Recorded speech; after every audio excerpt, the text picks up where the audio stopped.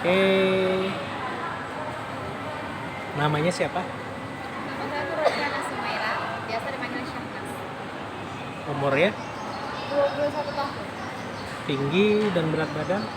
Tinggi 158, berat badan 56 kg. Proporsional nggak? Atau Mungkin enggak. eh, merasa kegemukan atau apa gitu? Sedikit itu mas. Bukan merasa kekurusan ya? Enggak. Berarti orang banyak kalau cewek satu selalu merasa kegemukan ya. Iya. Apa kegiatan sekarang yang sehari-hari sekarang lah dilakukan oleh Sanas? Aktif sebagai mahasiswa semester 4, Mahasiswa jurusan apa? jurusan pendidikan olahraga. Oh, ini apa namanya? Bakal jadi kayak atlet atau jadi guru olahraga atau jadi apa ini nanti kelak? Kalau dari sekolahnya pasti jadi guru olahraga, mencurinya ke guru olahraga. Guru olahraga apa nih? Olahraga apa? Apakah olahraga yang apa ya? Saya ini kurang paham juga sih. Apa olahraga yang kesehatan atau olahraga apa ini? Olahraga Prestasi. kesehatan. Oh, bukan olahraga prestasi. Bukan Bisa. untuk apa jadikan atlet. Ada.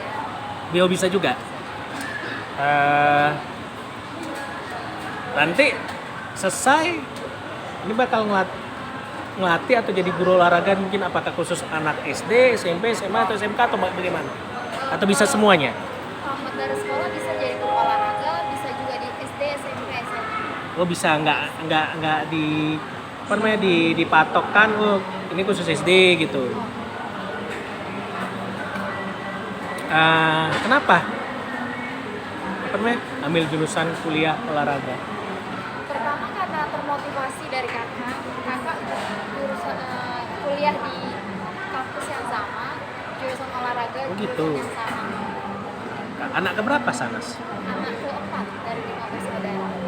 Kakak yang itu di atas, langsung di atas. Iya, Itu sekarang udah tamat, udah. udah jadi guru berarti kakak, udah ngajar. Kakak karena apa ditarik di kampus sekarang di bagian TU. Oh kerja di kampus, tapi belum berarti nggak ngajar ya? Enggak, belum. Begitu.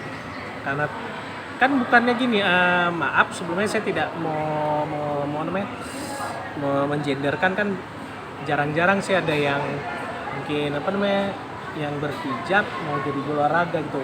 Apa wanita berhijab jadi olahraga? Apakah itu nggak jadi kendala? Mungkin kalau zaman dulu terkendala karena kan pakaian zaman dulu sama pakaian zaman sekarang berbeda. Mungkin zaman dulu olahraga yang berhijab tuh masih sedikit. Ya. Kan nggak menutup kemungkinan banyak pakaian yang berhijab bisa dipakai untuk olahraga pakaian hijab. Berarti sekarang nggak ada kendala untuk kita karena kan pasti jelas banyak nanti kan kalau namanya sudah kuliah atau jadi mahasiswa kan pasti banyak pelajaran praktek nih, ya kan? Nah, itu kan dalam tanda kutip ada beberapa orang yang ya mungkin berhijab ya wanita berhijab agak apa ya mungkin jadi kendala atau kerepotan dengan beberapa pelajaran apa praktek olahraga ini. Ini nggak jadi kendala ya sekarang. Nggak ada jadi. Jadi apa ya sampai detiknya aman-aman saja ya apa terkendali lah ya.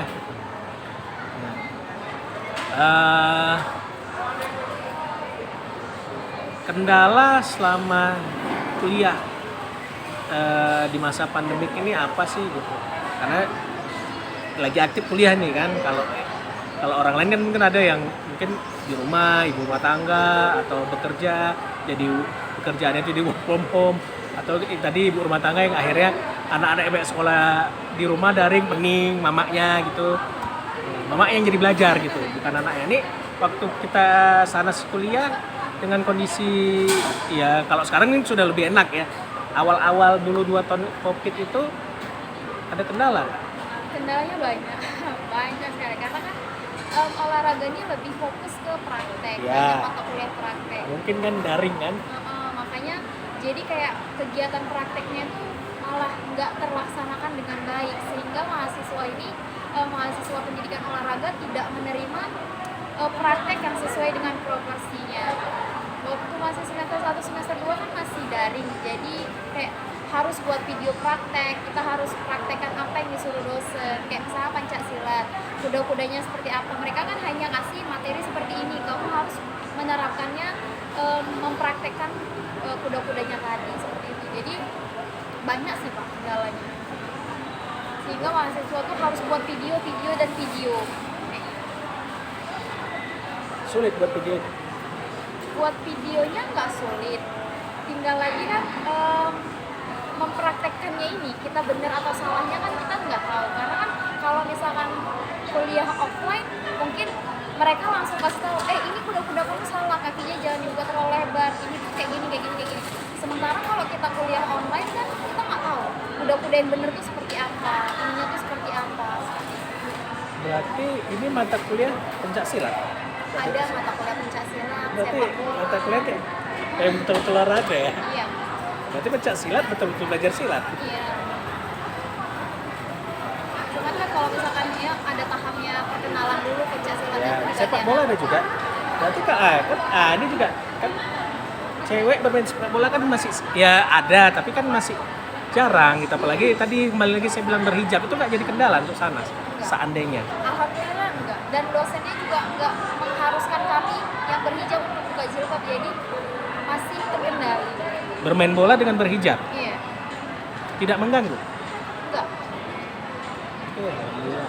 Ya kan baru tahu saya selama ini kan ya kalau yang saya tahu kan kalau di siswa kan tuh masih bisa tereliminasi lah gitu, atau masih bisa terkondisikan kok anak-anak kan. Kalau kuliah ini yang setahu saya kan pasti akan lebih serius belajar dalam mengikuti pembelajarannya. Kalau anak-anak sekolah kan misalnya ada mata pelajaran PJOK atau olahraga atau penjaskes lah kita sebut, kan masih bisa kadang ada yang nolak gitu, yang berjilbab nggak mau dia ikut, coba nggak mau lah.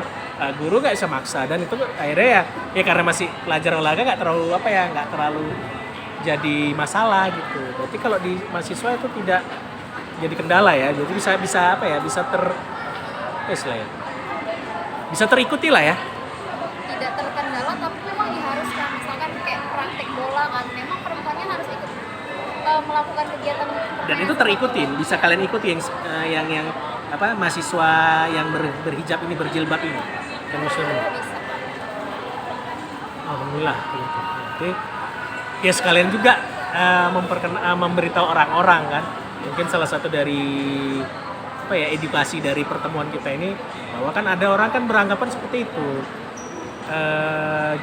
Kuliah di jurusan yang lebih banyak praktek, salah satu tuh kuliah di jurusan olahraga kan ya mana mungkin cewek apalagi berhijab gitu kuliah di olahraga, mustahil lah gitu. Tanda kutip gitulah gitu. Nah, mungkin dengan sana kan jadi orang jadi tahu ternyata itu nggak jadi kendala. Nggak jadi hasilnya nggak jadi kita melanggar aturan lah ya. Kita nggak melanggar syariat yang kita yakini kan, syariat Islam gitu. Dengan berkuliah di situ. Nah, oke. Nah tadi solusi ya, saya kembali lagi yang tadi solusi waktu pertama kali kuliah, yang daring tadi, rekam video, pelajaran praktek tadi atau mata kuliah praktek tadi, itu solusinya bagaimana Sanas lakukan? Kan itu kan jadi kendala, jadi kesulitan. Itu caranya bagaimana? Sebelum kayak kalau misalnya mata kuliah praktek tadi, cari dulu bahannya banyak-banyak dari internet kan. Habis dicari bahannya, pelajari dulu gimana, baru kalau memang udah bener-bener paham, ayo tag video baru. Itu sih biasanya. Rekam. Yang pas rekamnya ada yang bantu? Ada. Nggak rekam sendiri ya? Kadang ada yang bantu, kadang kalau memang lagi mager ke kampus buat video, jadi di rumah aja pakai tripod. Oh berarti buat videonya bisa ke kampus gitu? Boleh, kampus memfasilitasi kita ketika mau buat sesuatu, kayak misalkan nggak punya bola nih di rumah, jadi kampus memfasilitasi, tapi terbatas orangnya kayak. Ya bergantian ya. Bergantian. Berarti diizinkan untuk membuat materi kuliah atau tugas kuliah itu ke kampus? Diizinkan. Bukan hanya di rumah, bukan murni di rumah saja ya, masih diperbolehkan ya. Nah kalau pas mager itu, malas gerak itu buat di rumah. Iya, biasanya kalau udah mager ke kampus, udahlah di rumah aja, kan ada tripod. Nanti kalau misalkan memang nggak, tripodnya lagi dibawa atau kemana, ada mama, ada adik gitu kan yang ngebantuin. Itu mau bantu? Mau. Keren.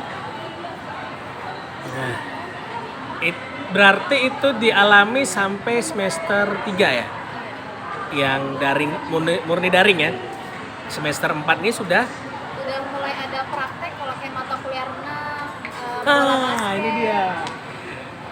Ini kembali lagi baru saya trigger kayak kan renang nih berhijab tuh bagaimana? Pakaian hijab untuk renang kan sudah ada. Gitu jadi nggak ada kendala ya? Nggak ada, alhamdulillah. Karena teknologi sih sebenarnya, kemajuan teknologi kan udah ada. Itu dia baru saya ingat karena saya pikir kalau bola oke lah, renang itu kan ada yang sebagian orang yang berhijab tuh kan dia tidak mau ya apa namanya, ya itulah berenang gitu walaupun pakai hijab juga kan mungkin agak risih lah atau gimana, ini jadi nggak ada masalah gitu. Nggak ada. Karena kan pakaian renangnya memang udah ada di toko-toko sport kan Pak. Biasanya lebih panjang sih, biasanya lebih panjang kayak di bawah paha sedikit kayak gitu. Dan celananya memang ketat, cuman kan agak tebal dia, jadi nggak tembus pandang.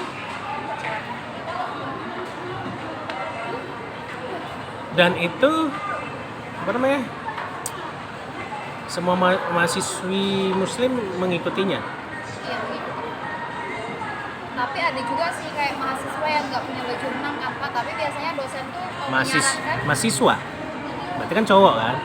mahasiswi. Oh mahasiswa mahasiswi oke. Kalau mahasiswi yang nggak punya pakaian renang, mereka disarankan untuk pakai manset, baru celananya celana legging, tapi pakai celana lagi, celana kayak celana bola supaya nggak langsung nepak semuanya gitu. Jadi itu bisa juga. Bisa. Itu di semester ini mata kuliah renang itu. Iya. Dari semester 2 sih sebenarnya. Cuman kan semester 2 itu tadi balik ke buat video. Ya kalau semester 2 yang pelajaran atau mata kuliah renang itu buat video, berarti buatnya di kolam renang. Tergantung sih, tergantung materinya apa. Kalau misalkan kayak renang gaya dada memang mewajibkan mahasiswa-mahasiswi ke kolam renang baru. Tapi kok kadang dosennya tuh kasih kemudahan buat kayak di kamar aja, di tempat tidur buat gerakannya aja gitu. Oh gitu. Atau di tempat duduk buat gerakan kakinya aja gitu. Iya. Itu kalau renang itu di kampus ada kolam renang atau di kolam renang? Nggak ada. Jadi Kerjasama sama kolam Deli. berarti belum ada ya. Iya. Cuma kalau yang di kolam itu standar untuk dalam pembelajaran renang. Standar. Untuk materi kalian itu berarti kendala sewaktu kuliah gitu, dengan segala macam ya peraturan. Nah pernah bekerja sebelum kuliah atau saat kuliah ini sambil bekerja pernah? Pernah bekerja. Itu saat kuliah? Sekarang kuliah juga kerja di ngajar guru. Enggak, sebelum kuliah pernah Pernah bekerja? juga kerja. Itu di bidang? Di bidang RUMI, kebersihan hotel, pembersih hotel. Terus pernah juga di Pekanbaru sebagai administrasi perkebunan. Oh pernah di Pekanbaru? Berapa lama di Pekanbaru? 7 bulan. Berarti itu sebelum COVID ya? Iya, 2018 akhir bulan November. Terus nggak lanjut lagi? Enggak. Berarti pas kerja di Pekanbaru itu belum kuliah ya? Belum. Masuk kuliah berarti tahun 2020? Oh berarti tamat sekolah bekerja dulu. Baru kuliah. Kenapa begitu? Nggak langsung kuliah atau tidak melanjutkan kerjaannya gitu? Kenapa? Eh, Kan tamat dari sekolah di bagian broadcasting. SMK ya, berarti SMK. Kan ada orang kan yang tamat sekolah langsung kuliah, atau orang tamat sekolah udah kerja aja gitu nggak kuliah. Ini kenapa bekerja dulu baru lanjut kuliah, itu kenapa alasannya? Pertama karena mungkin saya lahir bukan dari keluarga yang berkecukupan buat biayain sekolah kan Pak. Jadi waktu zaman SMA tuh agak berat sih karena uang sekolahnya juga besar kan. Jadi pikir kalau kuliah langsung kayaknya nggak bisa lah. Nyusahin orang tua yang ada, jadi usaha dulu buat kerja berapa ini, kumpulin uang, kumpulin dana. Jadi kalau misalkan udah cukup dananya atau paling enggak, aku punya uang segini, ayo tambahin, aku mau kuliah gitu. Makanya kerja dulu 2 tahun kurang lebih baru kuliah. Berarti kerja itu untuk mengumpuli untuk cari biaya kuliah. Nah, oke. Setelah 2 tahun itu kira-kira kan kita sudah kuliah, apakah dengan apa yang sudah dia dikumpuli lah sama teman itu kira-kira sampai tamat nanti kira-kira mencukupi tidak atau mungkin bakal kerja lagi atau bagaimana lah solusinya? Kecukupi untuk sampai pertengahan semester mungkin, kayak kemarin semester 1 semester 2 bisa dipenuhi pakai uang sanes pribadi, terus semester 3 4 orang tua yang ngebiayain kuliah. Nanti sampai selesai bagaimana? Ya Allah, sekarang kan juga kerja jadi masih bisa dibantu-bantu buat nambah-nambahin uang kuliah. Salah gini, kalau saya pribadi kan jangan sampai kita udah ya kalau yang kebiasaan sih kalau kan rata-rata kuliah itu kan standarnya ini ambil S1 D3 atau apa? Kalau S1 kan tuh standarnya itu dia 8 sampai 10 semester. Biasanya sih kalau di negeri karena saya dulu tamatan dari kampus negeri ya. 8 sampai 10 semester maksimal 12 semester. Kadang kan kok yang sedihnya sih kadang kita ya mudah-mudahan nggak terjadi baik sama Sanas atau siapapun lah yang mungkin nanti dengar ini kan. Ini juga jadi sebuah inspirasi juga gitu. Apa namanya? Sudah 6 semester, 7 semester berhenti. Istilahnya kan dikit lagi gitu sayangnya gitu. Nah, untuk menghindari hal itu apa yang akan Sanas lakukan atau ada solusi apa gitu yang akan Sanas lakukan menghindari kekhawatiran yang tadi saya bilang gitu. Ini udah 6-7 semester mungkin tinggal PKL atau tinggal skripsi gitu. Akhirnya tadi kita ya dalam tanda kutip kondisi keuangan tidak memungkinkan. Itu apa sih kira-kira yang sudah Sanas pikirkan dari sekarang?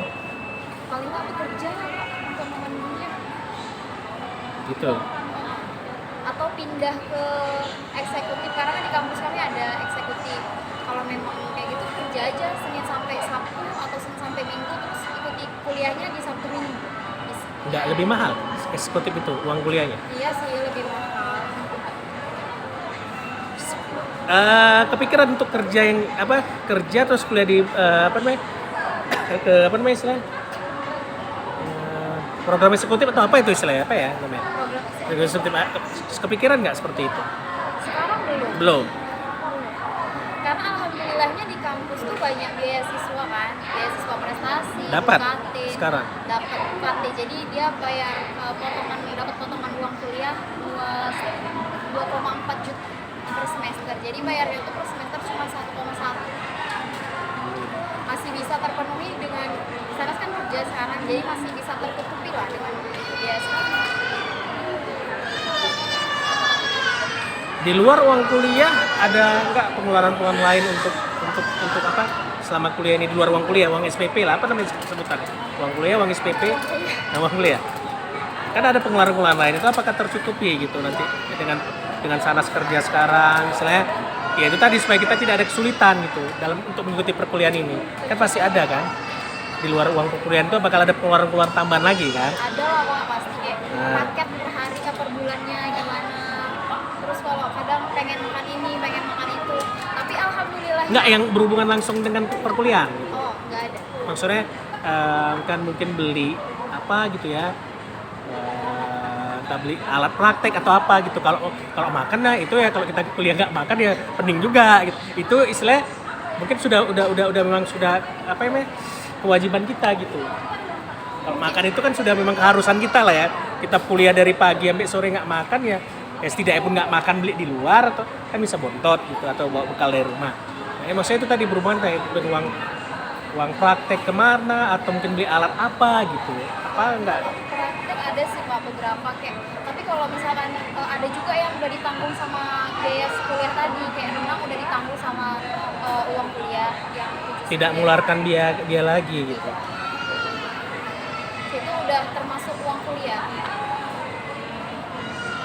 Paling biasa kayak yang kita buat sendiri sih, misalnya kayak kan ada mata kuliah massage, pijit-pijit gitu kan. Kuliah apa itu? Ada pijit-pijit. Itu fungsinya untuk apa? Mungkin menghindari atlet cedera atau apa? Jadi kan kayak misalkan otot kram, pengen buat otot kram itu apa, gimana, terus cara mengatasinya gimana. Berbeda-beda cara mengatasinya, bukan sekedar pijit. Ada ilmunya. Oh, bukan sekedar pijit-pijit gitu kram. Oh. Iya. Nah, ini ada saya pribadi ini saya baru tahu apa sedetail ini saya tahu kan ya apa namanya, kalau orang kuliah jurusan olahraga itu tadi mata kuliah sepak bola, silat, renang dan segala macam. Ini ada mata kuliah masak pula lagi gitu, mata kuliah pijit memijit itu. Ya kalau orang nggak tahu itu kan jadi apa? Mungkin jadi hal yang negatif kalau orang tidak tahu. Saya aja jujur karena baru tadi ya lumayan kaget gitu bahwa nggak sembarangan rupanya. Oh kalau tekilir, keselio, kram nggak langsung asal pijit kan? Ada bahwa itu ada teknik, ada ilmunya kan? Ada cara tengah itu dia. Ada hal yang bermanfaat dari sini. Berarti semester 4 kira-kira mungkin kalau lancar-lancarnya 2 tahun atau 3 tahun lagi lah ya kurang lebih untuk itu. Nah selama waktu sebelum kuliah kan pernah bekerja, itu kan ada nggak hal-hal yang buat pas bekerja itu sana tuh jadi apa namanya ya kayak punya masalah di pekerjaan, bad mood, bete gitu ya, suntuk gitu, tiba-tiba ada, kalau nggak dalam dari diri kita, kadang ada orang dari lingkungan kerja kita lah kan buat masalah, akhirnya kita kerja pun nggak nyaman, pulang jam 5 kayaknya lama kali lah dari jam itu. Cara ngatasinya gimana Sanas? Sebenarnya kalau Sanas tipe orang yang mood booster juga sih. Kadang moodnya mau berpindah-pindah juga. Itu bagaimana itu? Ada masalah di kerja gitu, gak usah mau dipikirin, alihkan pikirannya. Misalnya kayak kepikiran sama kerjaan satu nih, udah hindarin aja kerjaan itu. Terus kayak buka HP, buka TikTok atau buka Instagram, buka yang lain-lain sih biasanya. Menghindari untuk terpikir dari pekerjaan yang di apa yang tadi. Aktif sosial media di mana? Instagram, Facebook, TikTok. TikTok juga. Cuma lebih aktif antara Instagram dan Facebook, mana lebih aktif? Instagram. Hal positif apa yang Sanas dapat dari sosial media zaman sekarang? Hal positif apa? Hal positif sekarang kan Sanas lagi hobi kayak ngomong bahasa Inggris. Jadi dari media sosial tuh tinggal cari aja mau ngomong apa dalam bahasa Inggris, gampang. Dapatnya udah ya ini kalimatnya cara bacanya begini kayak gitu. Kalau hal positif banyak pasti. Karena kan teknologi maju, jadi pertukaran budaya. Tinggal lagi gimana cara kita menukarkan antar negatif dan positif. Kenapa sekarang lagi hobi bahasa Inggris itu kenapa? Apa tujuannya? Kemungkinan bulan 10 nanti di kampus ini sebagai tuan rumah kegiatan ASPES, kegiatan seminar internasional basic olahraga. Jadi sana kemarin daftar, alhamdulillah terpilih sebagai panitia. Jadi mempersiapkan diri untuk bisa ngomong sedikit aja bahasa Inggris supaya olahraga tingkat, maksudnya seminar olahraga tingkat? Seminar olahraga tentang tingkat internasional. Tingkat internasional berarti dari luar? Di Singapura, Thailand, di Bidanguna, di kampus saya.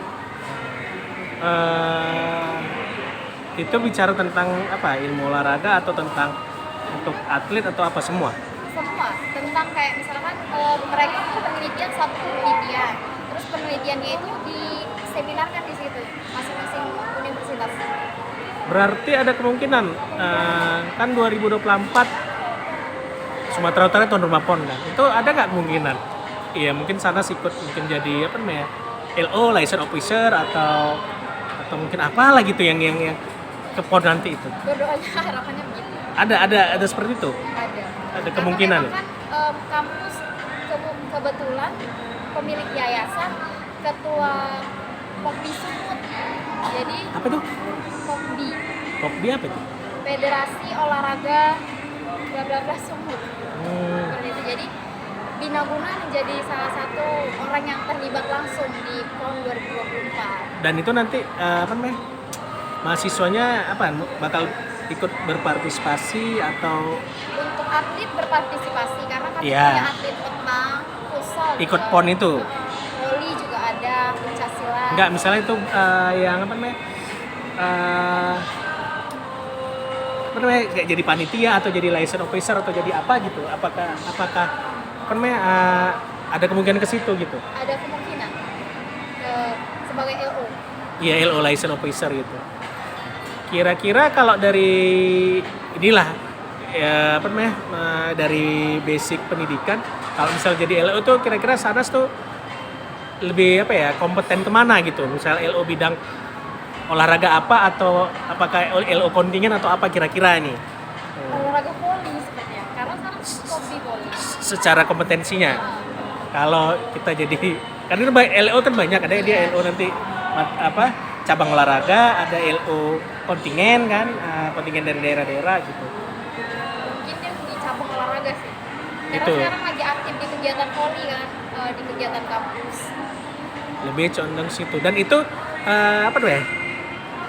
Kampus bakal buka untuk itu, untuk jadi ya menyukseskan PON lah sebagai kalian kan ya memang langsung berhubungan sebagai orang olahraga ya gitu. Apakah itu ada kemungkinan seperti itu nanti 2024? Kemungkinan besar 2024. Iya 2024 kan Sumut sama Aceh kan tuan rumah Pekan Olahraga Nasional gitu. Berarti ada ya istilahnya selain apa ya kampus negeri ya kan ada berapa kampus swasta yang di sini kira-kira ada berapa sih kampus swasta yang ada jurusan olahraganya atau fakultas olahraganya selain kampus negeri ya gitu. Ada berapa? Kalau saya bidang Bina atau sama Unimed. Cuman 2 itu aja ya? Ada sih kemarin sempat dengar. Selain negeri ya. Berarti yang aktif itu kalau di Medan cuman 2 kampusnya aja? Yang aktif misalnya sebagai apa ya mahasiswa yang punya mahasiswa olahraga cuman 2 kampusnya di Medan. Berarti ada peluang besar sih untuk menyukses karena pasti yang berhubungan langsung dengan olahraga yang akan dicari. Bukan tak mungkin sih, kecil kemungkinan misalnya mahasiswa yang kuliah di jurusan bahasa jadi LO poli kan repot. Kalau mungkin LO kontingen mungkin ada kemungkinan karena itu kan gawean besar senasional, ada 34 provinsi setahu saya. Terus saya nggak tahu kalau di Sumut ada berapa cabang olahraga gitu, lumayan besar itu tingkat nasional.